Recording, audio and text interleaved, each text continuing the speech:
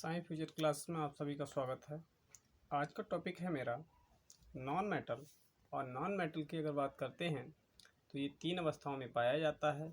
एक होती है ठोस अवस्था, एक होती है गैस अवस्था और एक होती है द्रव अवस्था। तीनों अवस्थाओं में पाए जाने के साथ साथ आज का मेरा पहला टॉपिक है हाइड्रोजन। हाइड्रोजन एक तत्व की तरह और गैस दोनों की तरह व्यवहार करता है। हाइड्रोजन से जितने भी प्रतियोगी परीक्षा में क्वेश्चन बनेंगे आज मैं वो डिस्कस करने वाला हूं, जो कि आगामी सभी परीक्षाओं के लिए बहुत ही महत्वपूर्ण होंगे। अगर आपको ये वीडियो पसंद आए तो लाइक करना, चैनल को सब्सक्राइब करना और शेयर करना। अपने आसपास के सभी एस्पिरेंट जो कि वनडे एग्ज़ाम की तैयारी कर रहे हैं उनके लिए शेयर ज़रूर करना ताकि कुछ उनका भी लाभ हो सके। अगर मैं हाइड्रोजन की बात करता हूं तो हाइड्रोजन हेडिंग है हमारी हाइड्रोजन, जिसका प्रतीक होता है H। खोज की बात करें तो खोज की थी हेनरी कैवेंडिश ने। खोज किसने की? हेनरी कैवेंडिश ने।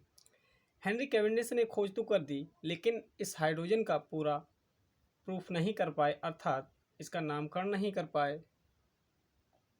तो इसका नामकरण जो किया था वो एंटोनियो लैवोजियर ने किया। एंटोनियो लैवोजियर ने इसके नामकरण के पश्चात देखा गया कि अगर हम बात करें हाइड्रोजन में इलेक्ट्रॉन, प्रोटॉन और न्यूट्रॉन, तो इसमें एक इलेक्ट्रॉन और एक प्रोटॉन और न्यूट्रॉन की बात करें तो न्यूट्रॉन 0 होता है। तो इसके आगे पॉइंट लिखेंगे हम एक कि इसके अंदर पेन ले लेता हूं दूसरा, इसके अंदर कोई भी न्यूट्रॉन नहीं होता। आशा करता हूँ इतना समझ में आ गया होगा और हो सके तो अपना खुद का नोट्स भी साथ साथ बनाते चलना। इसका एटॉमिक नंबर 1 होता है और इसका एटॉमिक मास भी 1 होता है। यही एक ऐसा आवर्त सारणी का तत्व है जिसका एटॉमिक नंबर और एटॉमिक मास दोनों क्या होते हैं? बराबर होते हैं। तो एटॉमिक नंबर बराबर एटॉमिक मास पूछ लिया जाता है। आवर्त सारणी का वह कौन सा तत्व होगा जिसका एटॉमिक नंबर एवं एटॉमिक मास दोनों बराबर होते हैं। इसके बाद अगला हमारा नेक्स्ट पॉइंट होगा, इसे लिखना शुरू करें। इसे आवारा तत्व भी कहते हैं। इसे आवारा तत्व कहते हैं। इसके पीछे का रीजन ये है कि ये धातुओं के साथ आवर्त सारणी में बाईं ओर को रखा गया, इसलिए इसको आवारा तत्व कहते हैं। इसका आवर्त सारणी में स्थान निश्चित नहीं हुआ, इसलिए इसे आवारा तत्व भी कहा जाता है। पूछ लिया जाता है कि संसार में सर्वाधिक मात्रा में पाया जाने वाला तत्व होगा तो वो हमारा क्या होगा? हाइड्रोजन। तो अगला पॉइंट है हमारा, संसार में सबसे अधिक या सर्वाधिक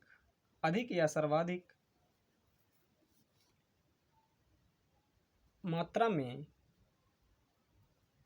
पाया जाने वाला तत्व तो क्या होगा? वो हमारा हाइड्रोजन होगा। सर्वाधिक मात्रा में पाए जाने के साथ साथ हमारा ये सूर्य, सन एवं स्टार अगर इनकी बात करें तो हाइड्रोजन और हीलियम का जो अनुपात होगा वो 3:1 के अनुपात में होता है। यानी कि जो हमारे सूर्य भगवान और तारे हैं उन पर जो हमारा हाइड्रोजन और हीलियम की जो उपस्थिति है वो 3:1 के अनुपात में होती है। अब बात करते हैं, इसका नेक्स्ट पॉइंट होगा कि जो हाइड्रोजन है ये कंपलसरी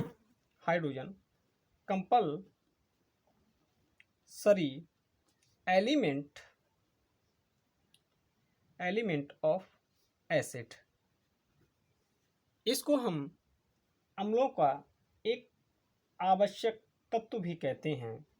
इसके बाद आता है हमारा कि इसके जो नाभिक होता है, हाइड्रोजन का नाभिक, कोई भी परमाणु है उसका नाभिक होगा और नाभिक में क्या होंगे? इलेक्ट्रॉन, सॉरी इसके नाभिक में होते प्रोटॉन और न्यूट्रॉन। इलेक्ट्रॉन कहाँ, बाहरी कक्षा में इलेक्ट्रॉन चक्कर लगाते हैं, बाहरी कक्षा में चक्कर लगाते हैं तो इसके नाभिक में क्या होंगे, प्रोटॉन और न्यूट्रॉन। तो यहाँ प्रोटॉन तो होता है लेकिन इलेक्ट्रॉन सॉरी इस यहाँ न्यूट्रॉन नहीं होता है, न्यूट्रॉन की उपस्थिति नहीं होती है। तो हमारा अगला पॉइंट है कि इसके नाभिक को प्रोटॉन भी कहते हैं। आशा करते हैं इतना समझ में आ गया होगा। इसे भविष्य का ईंधन भी कहा जाता है, इसे भविष्य का ईंधन भी कहा जाता है। अगला पॉइंट होगा हमारा, यह सबसे हल्का तत्व, यह सबसे हल्का तत्व या गैस होती है क्या, हाइड्रोजन। अब आता है कि दिखाई दे रहा है, ठीक। इसके बाद आता है हमारा, यह एस ब्लॉक में ग्रुप नंबर 1 में आता है। यह एस ब्लॉक में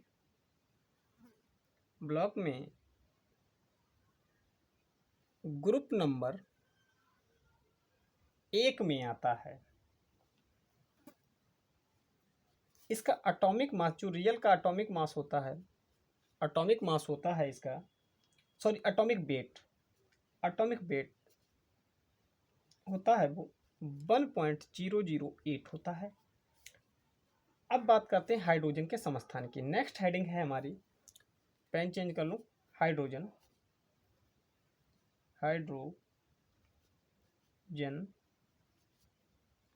के समस्थानिक।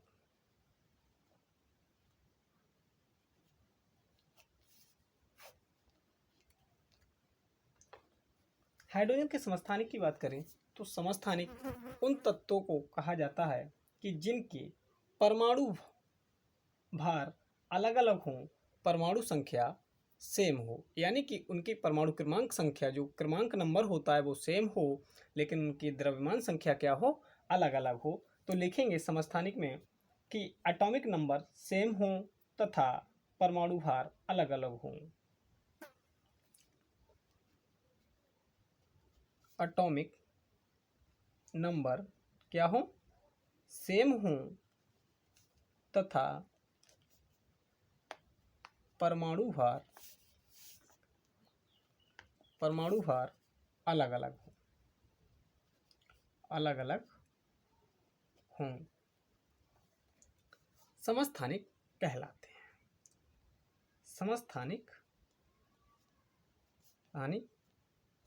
कहलाते हैं।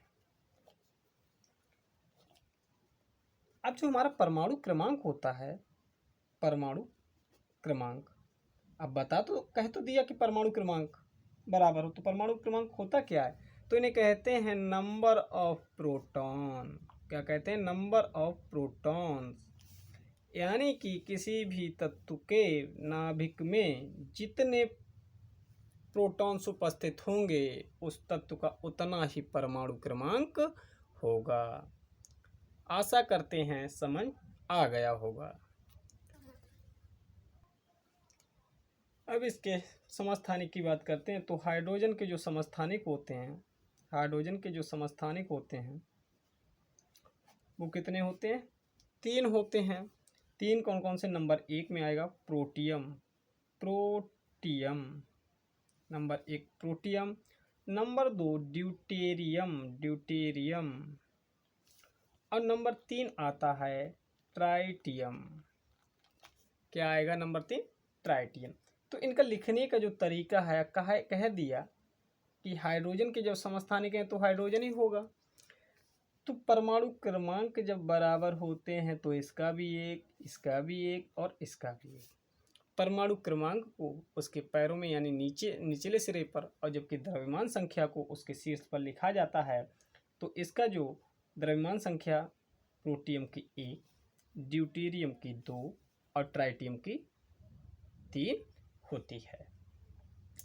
अगर हम प्रोटियम में इलेक्ट्रॉन, प्रोटॉन और न्यूट्रॉन की बात करें तो इसमें इसके नाभिक में प्रोटॉन होगा और इलेक्ट्रॉन इसकी बाहरी कक्षा में चक्कर लगाएगा, लेकिन यह न्यूट्रॉन 0 होगा।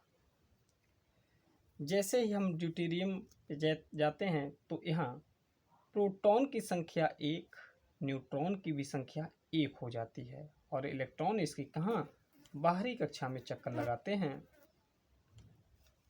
अब आता है हमारा ट्राइटियम। ट्राइटियम में प्रोटॉन की संख्या 1 होती है, न्यूट्रॉन की संख्या 2 होती है।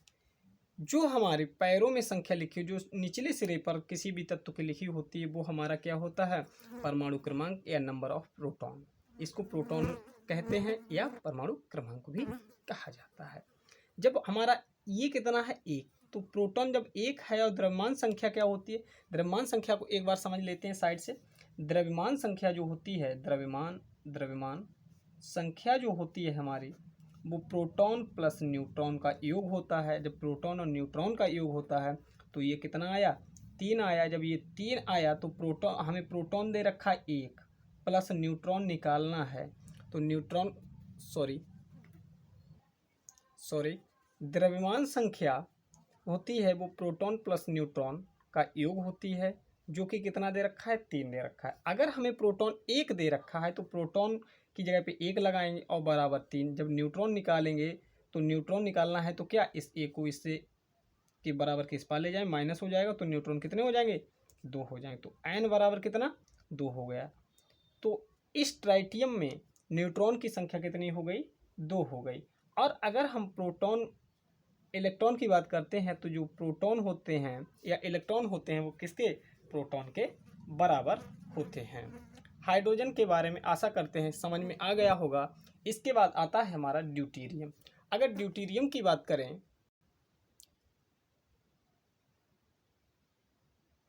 अब बात करते हैं हम, नेक्स्ट टॉपिक है हमारा ड्यूटेरियम। ड्यूटेरियम की बात करें तो हेडिंग डालते हैं ड्यूटेरियम यानी 2H1। तो ड्यूटेरियम की बात करें तो इसको बाहरी जल नाम से भी जानते हैं। जब हाइड्रोजन को वायु में जलाते हैं और वायु हमारी क्या होती है, बताइएगा। वायु हमारी होती है O2। वायु में क्या पाया जाता है, ऑक्सीजन।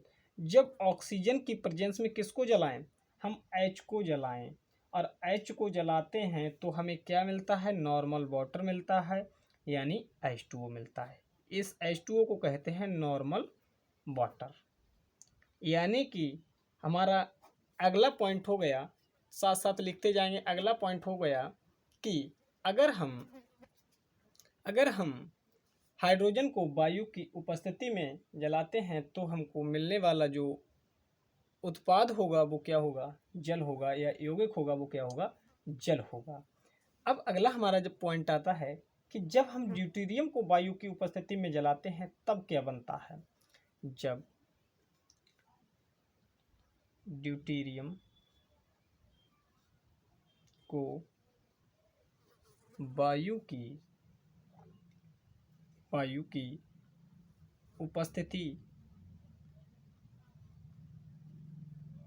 में जलाते हैं तब क्या बनता है, हैवी वाटर बनता है। क्या बनता है, हैवी वाटर। हैवी वाटर को ही क्या कहा जाता है, ड्यूटेरियम ऑक्साइड कहते हैं या भारी जल के नाम से भी जाना जाता है। क्या बनता है हैवी वाटर, D2O। इसे ड्यूटेरियम ऑक्साइड या भारी जल के नाम से भी जानते हैं। साथ साथ में नोट डाउन करते रहना और एक अच्छा सुंदर सा नोट्स बनाते रहना। अगर कहीं समझ में ना आए तो वीडियो को पीछे करके पुनः देख लीजिएगा, आशा करते हैं समझ में आ जाएगा।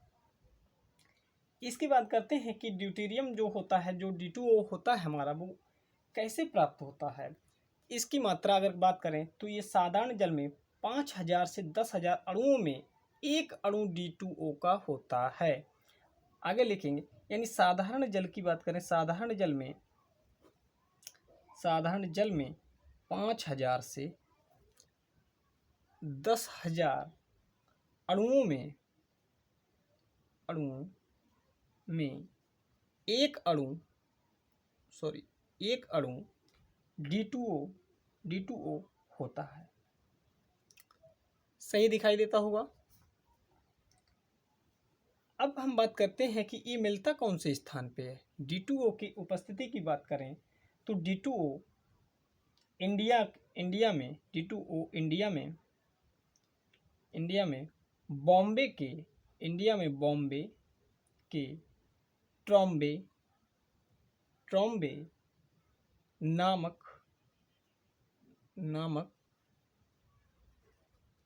स्थान पर सबसे ज्यादा पाया जाता है या बनता है। अगर हम बात करें D2O की खोज किसने की, दिखाई दे रहा है, D2O की खोज, तो D2O की खोज की बात करें तो D2O की खोज की थी HC यूरे ने की। अब D2O साधारण जल के साथ ब्लर तो नहीं हो रहा है,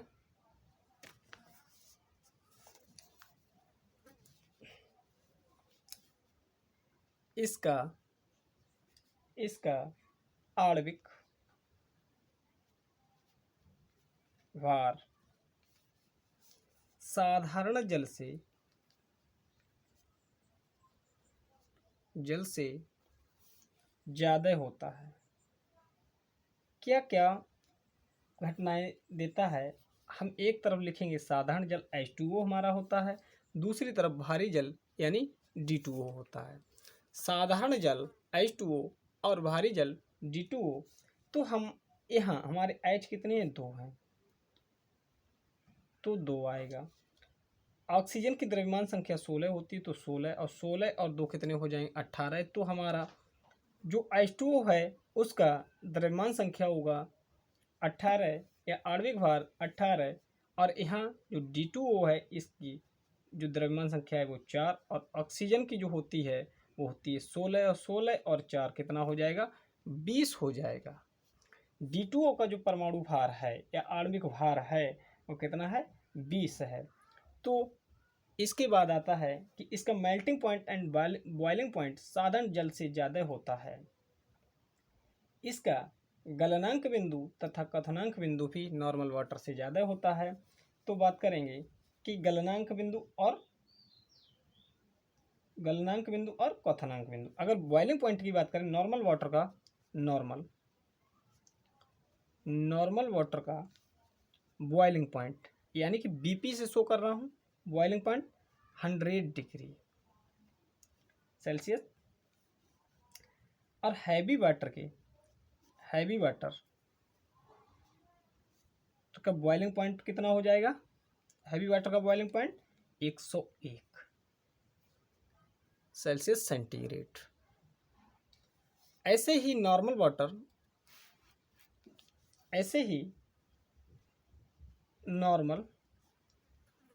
वाटर का मेल्टिंग पॉइंट MP यानी मेल्टिंग पॉइंट होगा 0 डिग्री। हैवी वाटर का मेल्टिंग पॉइंट हो जाएगा 3.8 सेल्सियस सेंटीग्रेड। अगर इसके यूज की बात करें